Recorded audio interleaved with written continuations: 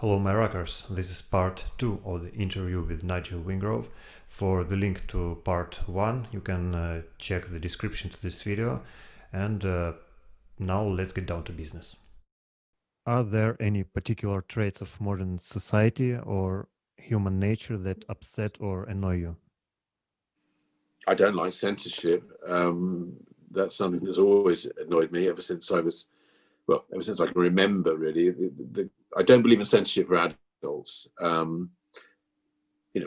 Aside from obvious things about children or hurting animals, but within normal, legal, adult, consensual behaviour, I don't see.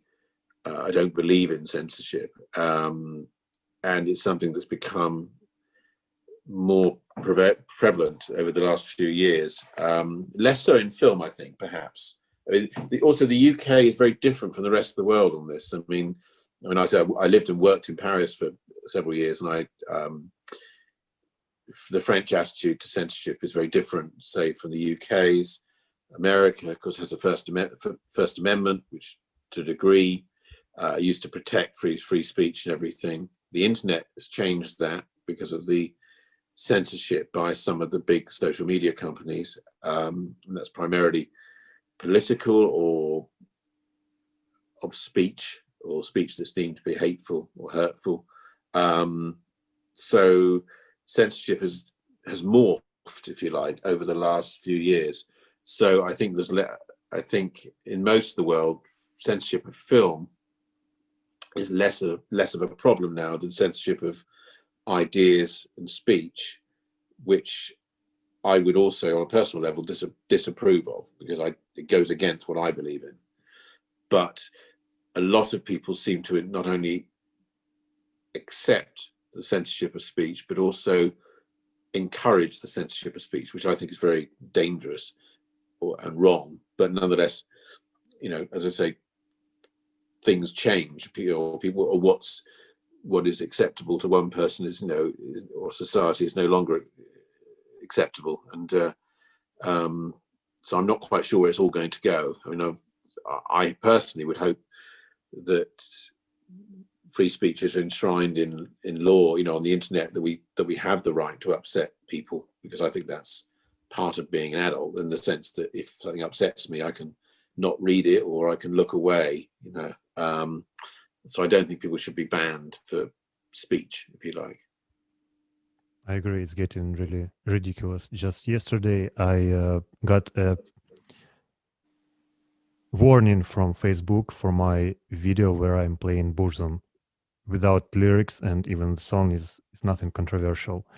So it's just mentioned Burzum in the title. So in a sense, it was removed because of the word and the association of the word with the person. But yes, yeah, no, it's when I think back to because Redemption's had a website since 1994, so quite early on, and the internet was incredibly free in its early days, because initially, of course, a lot of people weren't on the internet, but as the internet's evolved particularly over the 2000s, and of course now it's a normal part of life for most people, as the internet spread out in society, so the desire of the states, if you like, to control it has grown, and I think I think we should. I'd like to see something like a First Amendment enshrined for the internet, just to protect the freedom of speech. But I don't think that's going to happen. I think the call for controlling what we say is becoming, is very strong now. And of course, as soon as something bad happens, unfortunately, because I think bad things do happen, the internet is often blamed for that, and then censored because of it. Do any of your projects purposefully challenge or even attack certain social norms and standards that you don't agree with? If yes, could you please provide examples? Not for Redemption. I'm quite careful now with Redemption's. that's my company. It's got, people, employs people. It's got things. So I keep redemption operates as as what it is, but anything that would be more, how should I put it, openly political or difficult, which is down to me personally, I would now do that on a personal level rather than as anything to do with the company. So the redemption, obviously within reason, but redemption operates as a film company with, all right, a slightly quirky film company, but a film company nonetheless. Something that I do is me personally. So any of the more, I'm working on a series of paintings at the moment, which are to do with religion, which again you say, oh, it's religion, and but it's something I wanted to do for a long time. In fact, the reason even before that, when I first came to London, as somebody leaving art college, my motivation was to make money, but to be able to use the money I made to do my art. What happened was, all my adult life is that trying to make the money has actually taken up all my time. So it's only really now that I'm actually making the time to do what I'd call my art. I mean, I like to think I'm creative with redemption, but of course it's within a commercial thing. It's within redemption. So the paintings I'm doing at the moment, I've been working on them for about 4 to 5 years now. I've got nearly 40 pieces. So I'm almost finished. And I do have an agent, so there will be an exhibition, I think, in the next 18 months. I know there will be two actually. So you'll be able to see what I'm doing, but they're done on a purely personal level. They're nothing to do with the company, or this is me, and I've got some writing stuff as well, but everything is on that level is between me and the audience. Redemption is, I keep separate from that. How about Sacred Flesh? I think that it's pretty blasphemous film. It's there is a serious part in it when that nun is talking with her visions of. It's the Mary Magdalene. Yes. The thing was, Sacred Flesh is I say funny. It like everything. Sacred Flesh was originally. I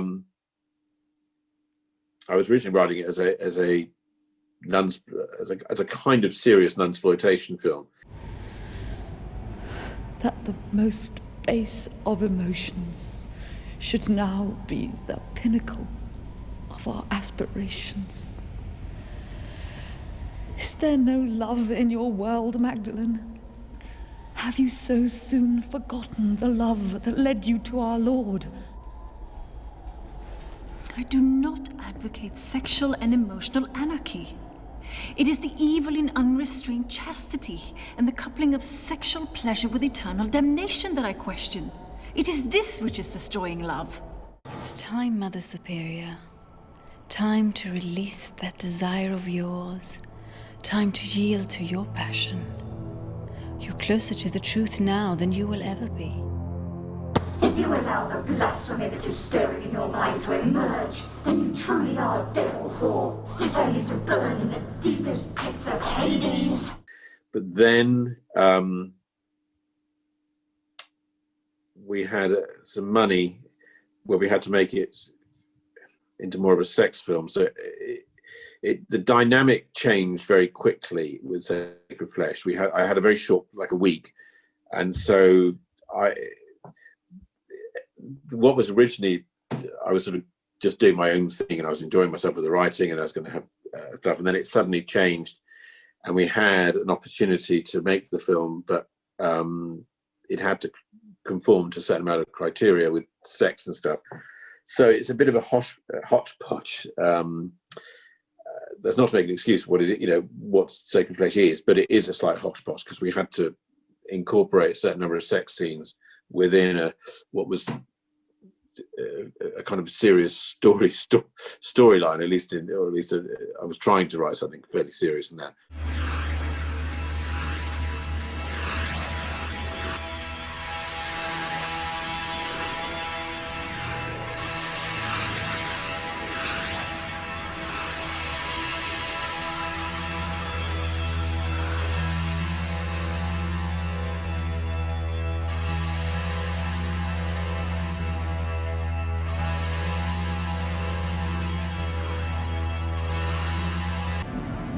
out your lust, Mother Superior. Beat it out. Vomit it out.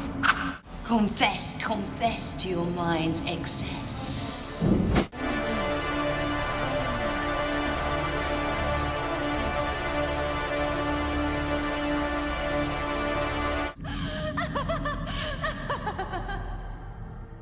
So it doesn't work on every level, but and again, it is what it is, you know. And it certainly wasn't.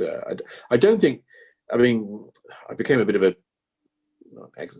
blasphemy in terms of Catholicism and stuff. I've become a bit of an expert on because of my trial and everything, and my hearing in Strasbourg, you know. And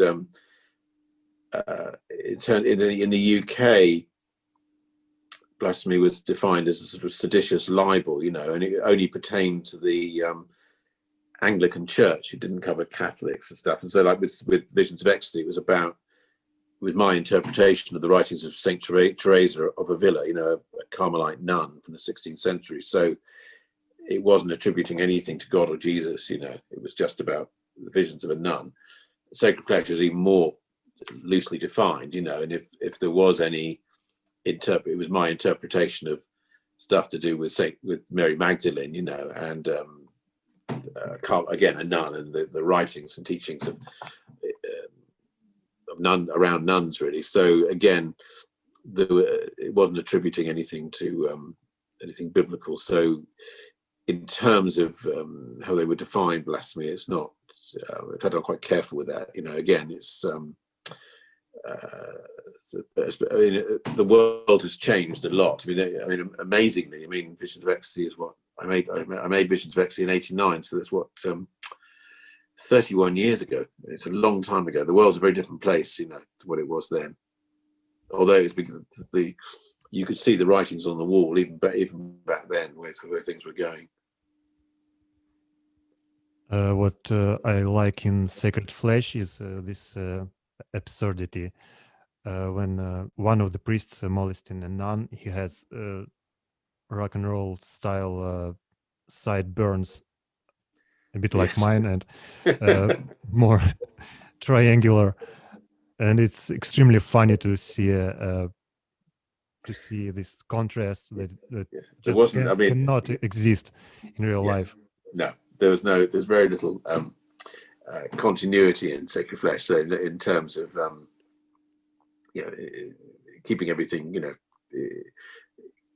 as I said, it is what it is. You know, it's not. Again, with that one and Visions of Ecstasy, if I was to make them again, they'd be very different. You know, both films would be very different if I was to make them now, today. You know, how would they be different? Well, Visions. I mean, because when I made Visions, it was only my second attempt at filmmaking, and I was moving from somebody who created still images. That's what I did, you know. And when I made Axel, I had somebody who took a lot of help, basically, with the structure of the filmmaking, which I think was a good discipline for me. When I came to do Visions of Ecstasy, I'd raised actually a reasonable amount of money, and I was kind of, because of that, I was kind of, essentially, I could do what I liked, and I didn't really understand the filmmaking process that well. So I was still on a personal level thinking in still images, if you know what I mean. And so the way that film, you know, you move from one scene to another and another, and you tell a story filmically, I was still learning, and a lot of things in Vision, I kind of just assumed that people would understand what I was trying to say or do, and it's not, as I say, it's not successful on all levels. And I think I would remake the whole thing now, you know, to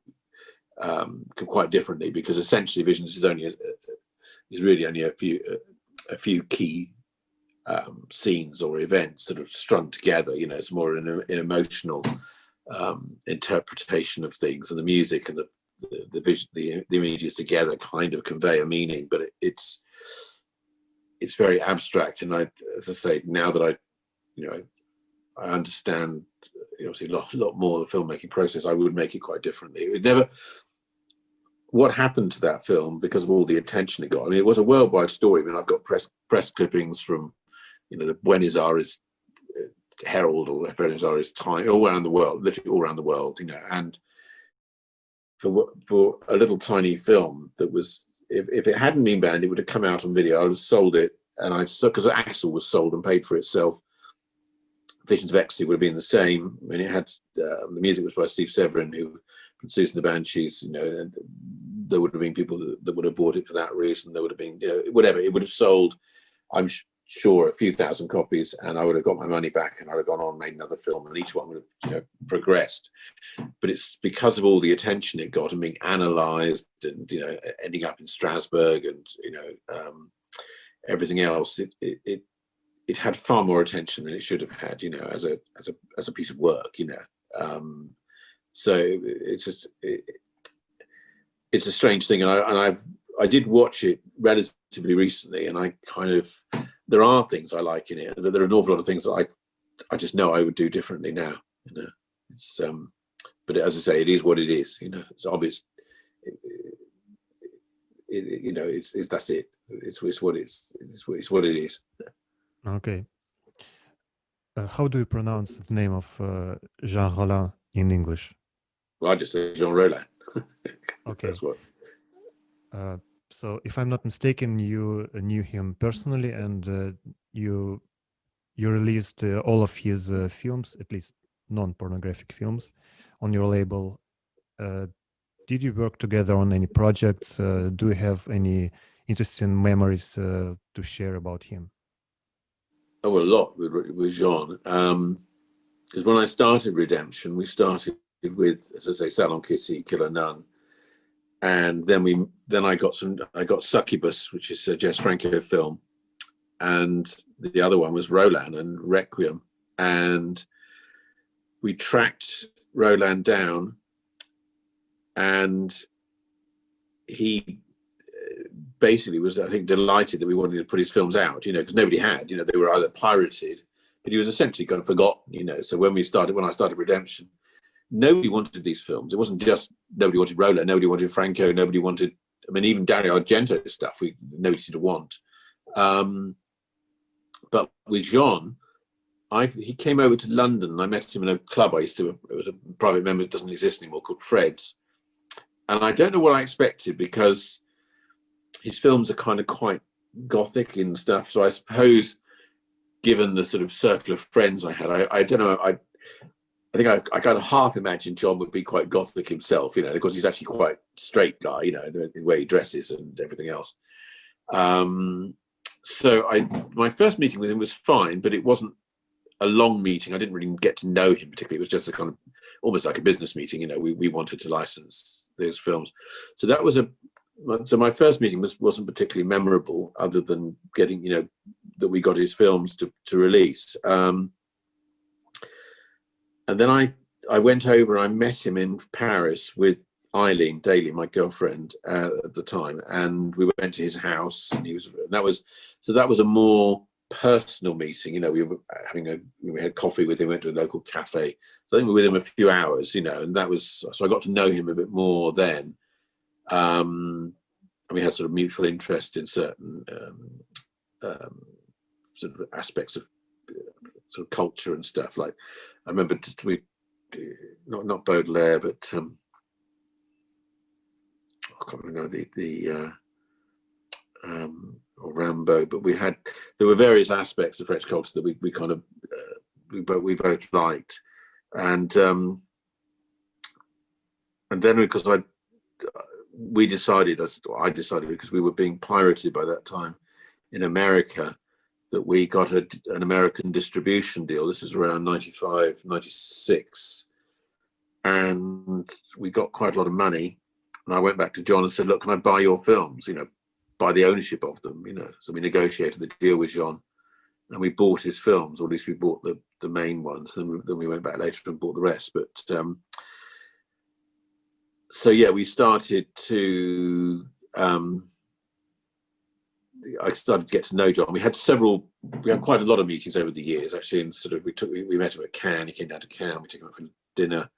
He came over to London. We put him up in a hotel, nice hotel actually, and he liked that because he liked the English breakfast. So yes, I got to know him very well, actually. I think we had a few ups and downs. Sometimes it was my fault.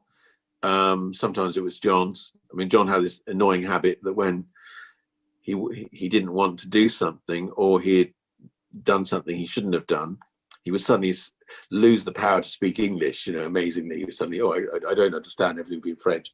And then, and sometimes we had problems if we were late paying him or something like that, and which is fair enough. He'd get pissed off with us. But generally, we I think over the years we got on all right. I mean, in terms of collaboration, he really wanted to make a version of Georges Bataille's Story of the Eye, and which is something I thought would be incredible. I have to say, I never thought, I wasn't sure that John's, because I always think John's films are quite gentle, even ones where they're quite gory. Maybe Demoniacs and Living Dead Girl got more sort of violence or sexual violence and stuff, but I still find John's films in some ways kind of gentle side, and The Story of I is such an intense film. But nonetheless, I mean, he might have done a great job. I don't know. It never happened, And George Rollin had a connection with Bataille as well. That his mother, I think, didn't have an affair with him, but she was friends with Bataille, and apparently Bataille would come round to his house when he was a young child. So I don't know if Jean had exaggerated that or not, but he certainly claimed an affinity with Bataille, and I think it would have been very interesting if he had made The Story of the Eye, or his version of that. The other films that we got very involved with was Night of the Clocks, and to a lesser extent Mask of Satan, Mask of Medusa, which are the last two films. Night of the Clocks in particular, if he had made it the way that he wanted to make it, would have been like his epitaph, if you like. It was his goodbye to the world. As it was, he couldn't raise a lot of money to make it, and I think it was only half as good as it could have been. It was essentially got a guy that, if I'm remembering the story completely, or a woman that going to a chateau she was going to buy or moved into, and finding elements in the chateau which would be a kind of the previous owner, and each of those elements that she found would be a reference point in some of John's films, and it would slowly tell his story, through the elements that she found and flashbacks and things like that. He did do it, and he made it with the French sort of philosopher stroke porn actress Ovidi, and I think she did as good a job as she could have done. And I think they used the elements in a grave, in Père Lachaise, the graveyard, and I think that was kind of how he got around it. But it was on a fraction of the budget that he had envisaged, and it was okay. But I don't think it was as quite the film that he wanted to do, if you know what I mean. And we were involved in that quite a lot, and to a lesser extent Mask of Medusa. You're saying you were involved, how exactly? We went back and forth with the script, and we were trying to raise money for the film as well. So but we couldn't. John's quite difficult in terms of his scripts. I mean, he's very unique, but he's very unconventional. So if you're talking to a conventional investor, then what you get from John is not what they normally expect to see. So it might just be a couple of lines, and John will say to us, "Oh, we'll sort that out on the day," So it becomes very worrying for somebody you're asking to put, quite a lot of money into something. So in a sense, John's better off doing things his own way. Although I've always thought, had he had I don't know, a big budget on one, like say The Living Dead Girl, for instance, with a little bit of discipline, you know, with the scripts and stuff, that he could have crossed that threshold from, if you like, a slightly maverick indie director into somebody who could make really good films, but would just have that extra money to give that polish, which would have made them more accessible to a wider audience, you know. Although maybe some people might have liked the fact that he always stayed in that slightly, you know, little ghetto. But I think I would have liked to have seen him. I think his films could have been, you know, Fascination, Living Dead Girl. Any number of those films could have been that much better if he'd stronger. I mean, commercially, if he had had that, just that little bit of discipline in there. Although I don't know how he'd have worked with that if he'd had that. Actually, Fascination seems to me a film, if not of a normal budget, then almost a normal budget, because it was supposed to be screened by I think UGC, a major distributor in France. Yes. But at the last moment, for some reason, it was cancelled. Do you know why, by the way? No, I don't actually. Obviously that was before we were involved with John directly. I mean, I think there was a period, from what I remember exactly what John was talking about, where he was going the right way with his films. I don't mean that. I don't mean in the creative sense. I mean the right way in terms of his funding for the films. That they were, you know, he was making them regularly. If you went from Rape to the Vampire New, you know, Requiem, Iron Rose, they were Lips of Blood. You know, he was progressing, and I imagine he was bringing in, you know, whoever was distributing them were getting the budgets back, and you know, he obviously had a pipeline to money. Because if you look at that period in the 70s, he made films almost every year, you know, without fail. You know, there was a nice progression, and I think I might. Fascination, I think, is 79, because I think Night of the Hunted, I think he made the year before, 78. Yeah, so he was 79. Yeah, so he was. That was a kind of the culmination of 10 or 11 years of making films continually every year. So I imagine he was doing all right, you know, in his own way. I mean, he was making a film every year, pretty much, and he was also during that period, he was making adult movies as well, you know, under different names. So he was busy.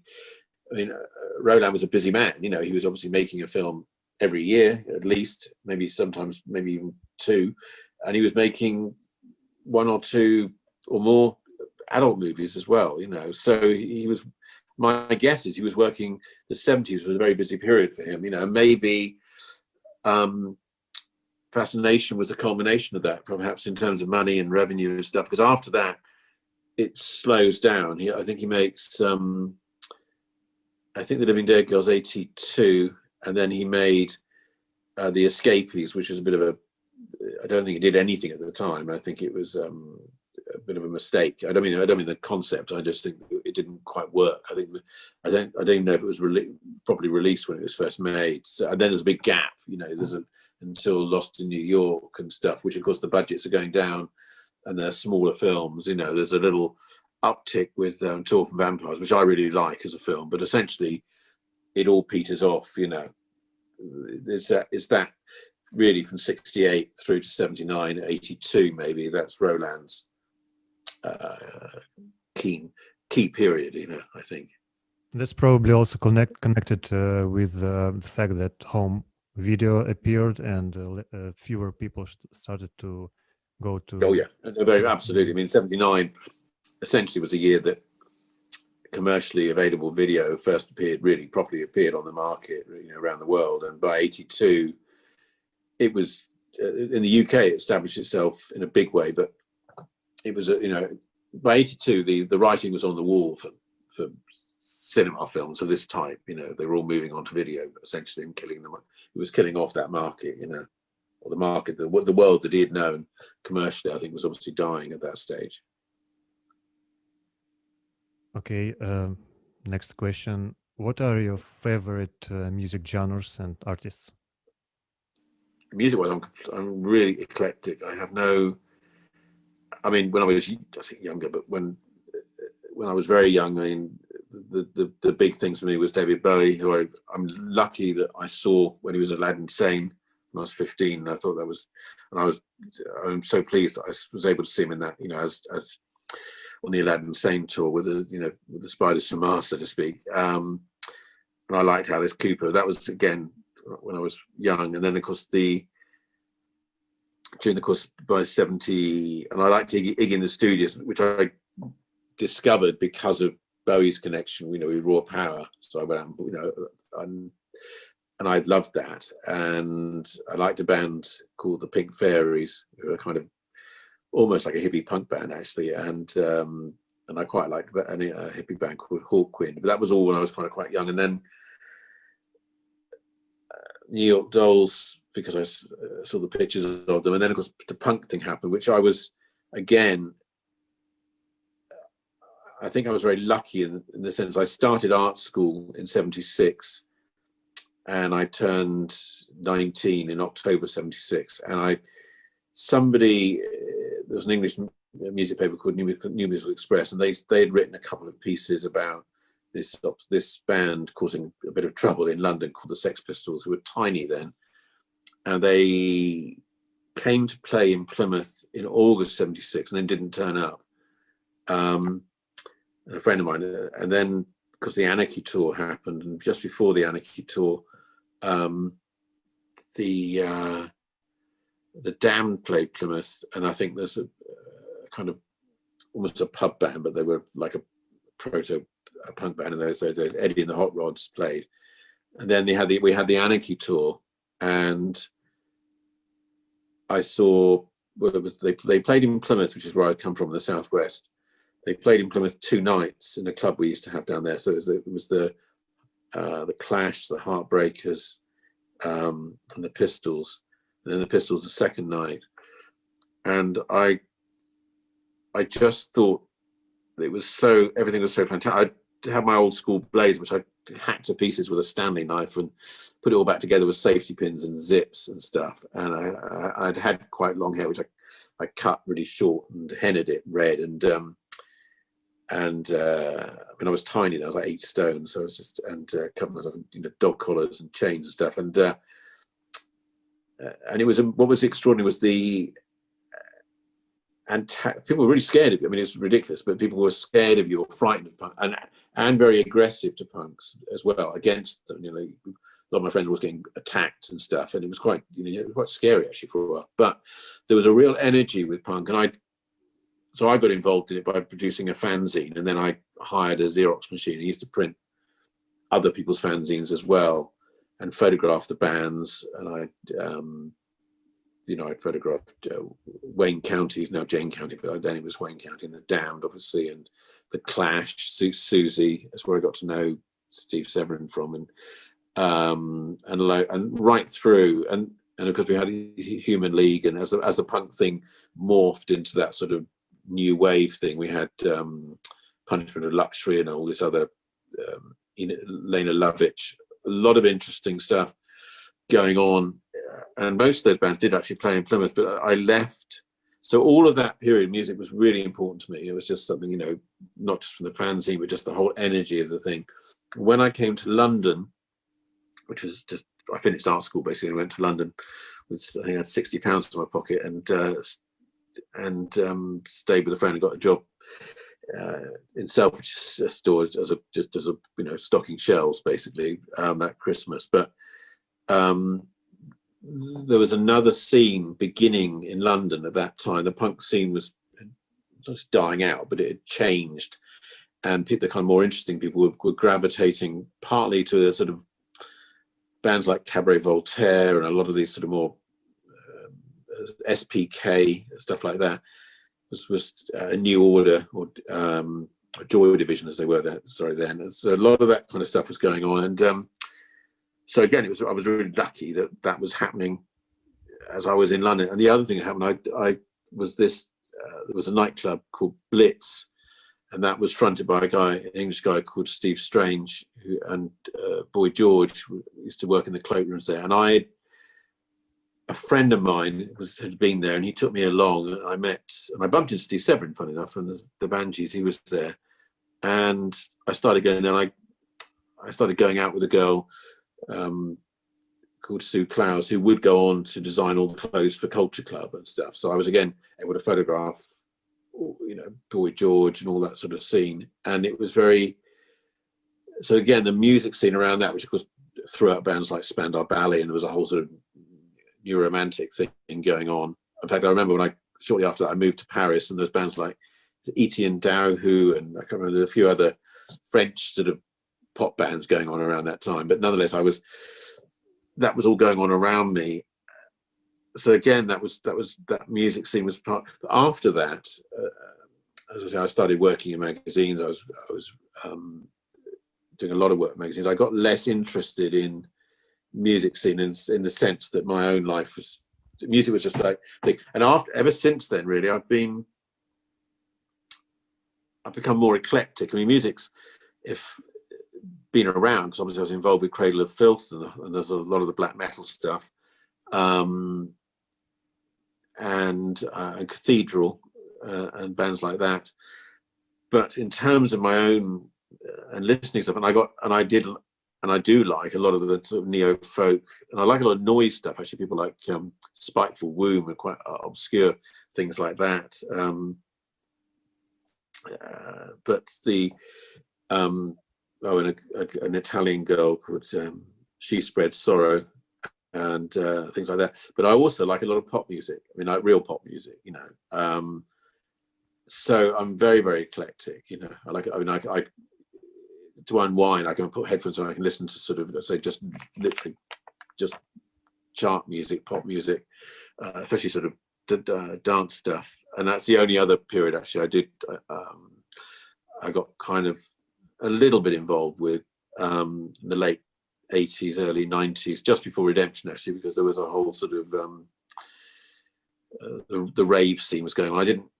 I didn't really take to it, but I did like some of the music from that period. So I'd say I'm very, very eclectic with my musical tastes now. But the ones that had a big impact was obviously when I was younger, the punk and that post-punk period, and Bowie, of course, you know.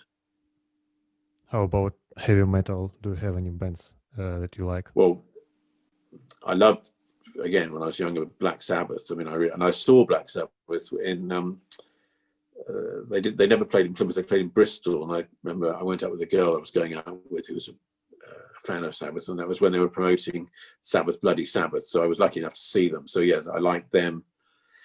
It's funny. I saw AC/DC when that would have been. It was when Angus was in his school uniform, and it would have been. God, I was quite lucky to see them. So they played in Plymouth, and there wasn't a big crowd there actually, and it would have been.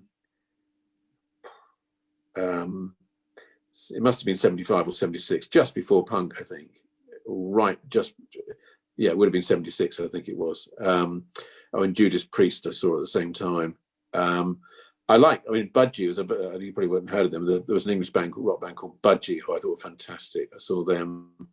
Band called Wild Turkey, Edgar Broughton Band. A lot of these bands are from the 70s, and I saw Alex Harvey band. He's dead now, Alex Harvey. So yes, I did like a lot of rock stuff. Less so, as I say, by the time the 80s came, then I'd kind of gone against. I did quite like Twisted Sister, funny enough, but I'd kind of more or less gone against, not in a nasty way, but I'd kind of gone against some of the more sort of the rock stuff, because I'd gone over towards punk and the sort of thing. So I moved away from it, and I didn't go to see as many bands until I started filming. The other thing, when I wanted to get traffic to the website, I went through a phase, this would have been around 2002, 2003, 2004. I started secretly filming gigs, and then I get them edited. Alex Shondon, who made a Drill Bit and a few other horror films, he made a film with Cradle of Filth, like Danny from Cradle of Filth, which I can't remember the name of it now. You might remember it, but anyway, Danny used to edit them for me. Not Danny, Alex Shondon used to edit them for me.